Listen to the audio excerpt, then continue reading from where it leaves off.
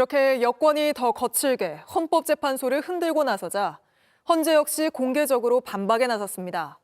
정치권과 일부 언론이 재판관 개인 성향을 단정짓고 사법부 권한을 침해하고 있다며 탄핵 심판은 재판관 개인의 성향에 따라 좌우되는 게 아니라고 힘줘 말했습니다. 윤정주 기자입니다. 헌법재판소는 탄핵 심판이 헌법과 법률에 의해 이뤄진다는 점을 분명히 했습니다. 판단은 헌법과 법률을 객관적으로 적용함으로써 이루어지는 것이지 재판관 개인의 성향에 따라 좌우되는 것이 아닙니다. 정치권과 일부 언론이 헌법재판관들을 공격하며 탄핵 심판 본질을 왜곡하고 있다고도 했습니다. 재판관의 개인 성향을 획일적으로 단정짓고 이로 인한 사법부의 권한 침해 가능성에 대하여 헌법재판소는 우려를 표하는 바입니다. 여권이 제기하는 문영배 헌법재판소장 권한대행과 이재명 민주당 대표 간 친분 의혹도 강하게 반박했습니다. 10여 년 전 소셜미디어상에서 댓글로 나눈 대화가 탄핵 심판에 어떤 영향이 있는지 의문이라며 지금은 소셜미디어 친구 관계도 아니라고 했습니다. 여권이 문제 삼는 문 권한대행의 블로그 글에 대해선 전체 원문을 보고 맥락을 판단해달라고 했습니다. 이미선 정계선 재판관의 가족 관련 문제 제기에 대해선 주관적 의혹을 넘어 공정한 심판을 기대하기 어려운 객관적인 사정이 있어야 한다며 공정성 논란에 선을 그었습니다. 헌법재판소는 이 같은 공격과 무관하게 탄핵 심판을 이어갈 방침입니다. 양측이 신청한 증인 4명도 채택했습니다. 윤 대통령 측이 신청한 신원식 국가안보실장과 조태영 국정원장, 백종욱 전 국정원 3차장, 국회 측이 신청한 이상민 전 행안부 장관과 김용빈 중앙선관위 사무총장 등입니다. 서울중앙지법은 오늘 윤 대통령 재판을 제25 형사부에 배당했습니다. 김용현 전 국방부 장관 등 앞서 기소된 내란 사건을 맡고 있는 재판부입니다. JTBC 윤정주입니다. 최상목 권한대행이 두 번째 내란 특검법에 대해서도 또 거부권을 행사했습니다. 일부 보완되긴 했지만 여전히 위헌적이라고 주장했습니다. 최 대행의 거부권 행사 벌써 7번째인데 역대 권한대행 중 가장 많습니다. 조보경 기자입니다. 최상목 대통령 권한대행이 2차 내란 특검법에 대해 거부권을 행사했습니다.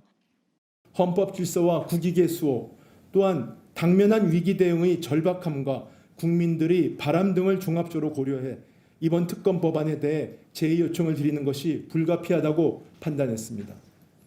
최 대행은 한 달 전 1차 내란 특검법에 대해 거부권을 행사하며 여야 합의가 필요하다고 지적했는데 이번에도 야당 단독으로 본회의를 통과시킨 점을 문제 삼았습니다. 또 위헌적 요소도 여전히 남아있다며 거부권 행사 이유를 밝혔습니다. 국가기밀 유출 가능성도 제기되고 있어 헌법 질서와 국익 측면에서 부정적인 영향이 우려됩니다. 새로운 수사기관을 만들기보다는 현재 진행 중인 재판 절차에 집중하자고도 했습니다. 여당은 법치주의를 지키기 위한 올바른 결정이라고 환영했고 야당은 내란 동조 세력이라고 자인한 꼴이라며 비판했습니다. 다만 야당은 최 권한대행에 대한 탄핵엔 아직 신중한 입장입니다. 지지율 정체 속에 정쟁에 몰두한다는 비판이 커질 수 있기 때문입니다. 이런 가운데 헌법재판소는 다음 달 3일 최 대행이 마은혁 헌법재판관 후보자를 임명하지 않은 것이 위헌인지 판단합니다. 만일 헌재가 최 대행의 임명 보류가 위헌이라는 결론을 내릴 경우 마 후보자에 대한 임명 절차가 진행될 걸로 보입니다. JTBC 조보경입니다. 그런데 이들 극우 유튜버들이 최근 서로 싸우고 있습니다. 윤 대통령 구속과 법원 폭동 사태 과정에서 서로 책임을 떠넘기며 내분을 벌이기 시작한 겁니다. 윤 대통령을 욕하는 극우 유튜버의 녹취를 다른 유튜버가 폭로하기도 합니다. 정영재 기자입니다. 윤 대통령 지지 집회를 주도해온 한 극우 유튜브가 최근에 올린 영상입니다. 윤석열이 지금 탄핵당해야 돼요. 미친 자식이야. 누구는 탄핵당하게 만들어놓고 지도 지금 직권남용하는 거예요. 미친. 다른 극우 유튜버가 윤 대통령을 욕한 녹취를 폭로한 겁니다. 서부지법 폭동의 주범으로 다른 극우 유튜버 2명을 저격하는 영상도 올렸습니다. 제가 주최하고 있습니까? 그냥 여기 다 나오세요. 그때는 해산시키면 다시 모여. 지목당한 유튜버는 사랑제일교회 전도사 체포 기사를 올리며 전광훈 씨로 책임을 돌리는 글로 맞불을 놨고 또 다른 유튜버는 폭동 현장에 없었다고 해명하는 방송을 했습니다. 너무 지금 몸이 안 좋아가지고 좀 빠져야겠다라고 해가지고 저는 그날 집에 가가지고 쉬었어요. 그런데 그때 당시에 갑자기 뭐 월담하는 사태가 일어나고 유튜브 생중계를 켜놓고 서로 공격하거나 언쟁을 벌이기도 했습니다. 예, 본인이 코인팔이입니다. 예, 나 코인팔인데 본인 계좌 내리세요. 뭐라고 얘기합니까? 본인이 스스로 코인팔이라고 하는데. 핫도그 내려. 그라운드 C는 가짜 우파가 맞습니다. 집회를 선동하고 거액의 후원금을 벌어들인 유튜버들. 이젠 서로를 탓하며 새싸움만 벌이고 있습니다. JTBC 전영재입니다. 전북 정읍에서 양봉업자를 살해하고 시신을 유기한 혐의를 받는 70대 남성이 경찰에 붙잡혔습니다. 숨진 양봉업자에게서 벌통을 샀는데 그 안에 여왕벌이 없어 화가 났다는 게 이 남성이 밝힌 범행 이유입니다. 윤두열 기자입니다. 한 남성이 호주머니에서 둔기를 꺼내더니 차에 싣습니다.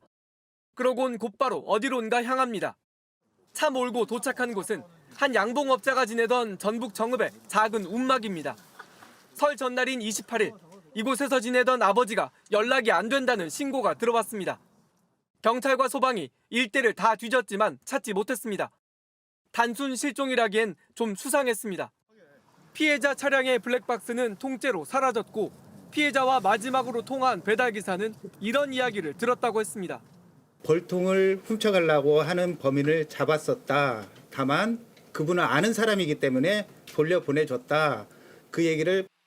벌통 도둑은 구매한 벌통에 여왕벌이 없다며 불만을 제기한 이를 피해자가 가리키는 말이었습니다. 경찰은 인근을 오고 간 차량을 쫓아 한 70대 남성을 찾아냈습니다. 2년 전 벌통을 사간 사람이었습니다. 이 남성이 콕 집은 곳을 팠더니 피해자의 시신이 나왔습니다. 왜 죽였냐고 묻자 여왕벌 때문이라고 했습니다. 구입한 벌통에 여왕벌이 없었기 때문에 감정이 좋지 않았었고요. 피해자와 마찰이 생겼고 그로 인해 감정이 더 격해져. 살인과 사체 유기 혐의로 유치장에 입감돼 있던 이 남성은 오늘 오전 독국물을 먹고 병원으로 옮겨졌습니다. 생명에는 지장이 없는데 이 남성이 어떻게 독국물을 반입했는지가 또 문제가 되고 있습니다. JTBC 윤두열입니다. JTBC 뉴스를 시청해 주셔서 고맙습니다. 저희는 저녁 6시 30분 뉴스룸에서 뵙겠습니다.